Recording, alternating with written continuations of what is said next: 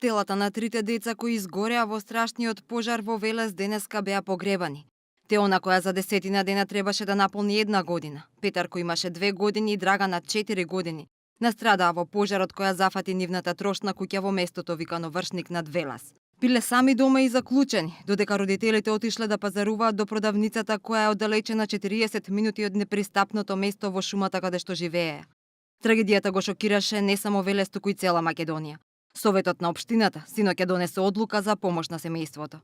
Што и да направиме, не можеме да ги повратиме изгубените млади човечки животи, но во рамките на своите законски надлежности, на мој предлог, Советот на општина Велес донесе одлука денешниот ден да го прогласи за ден на жалост. Донесе одлука семејството да го помогнеме со 100.000 денари и да ги платиме трошоците за гробното место.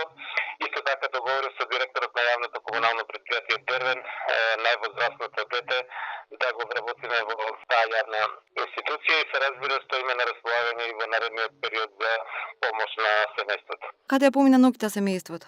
Првата ноќ семејството ја помина во нашиот објект на територијалната противпожарна единица, синоќа кај пријатели. За денес ми најавија дека очекуваат контакти од Центарот за социјални работи за да бидат згрижени на соодветно место. Родителите пак на трите деца вчера беа децидни дека е предоцна за било каква помош. Вчера заврши увидот на обвинителството и полицијата, а детали од истрагата се најавуваат во наредните денови. Увидот заврши вчера. Рано е да има било што се уште. Писмениот извештај од обдукцијата не е стигнат. Рано е многу за било што да коментираме. Изјави за 1 ТВ Гордана Тодоровска, веде јавен обвинител од основното јавно обвинителство Велес. И од ЦВР Велес велат дека од истрагата се уште нема детали. Прибрани се сите докази, за неколку денови очекуваат расплет на случајот.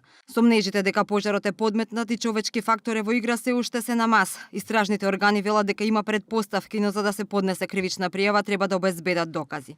Родителите поради погребот денеска не биле во полиција, а дознаваме дека на распит били поранешниот сопруг на Марина, таткото на 4-годишната Драгана, но според нашите извори тој имало алиби за време на пожарот.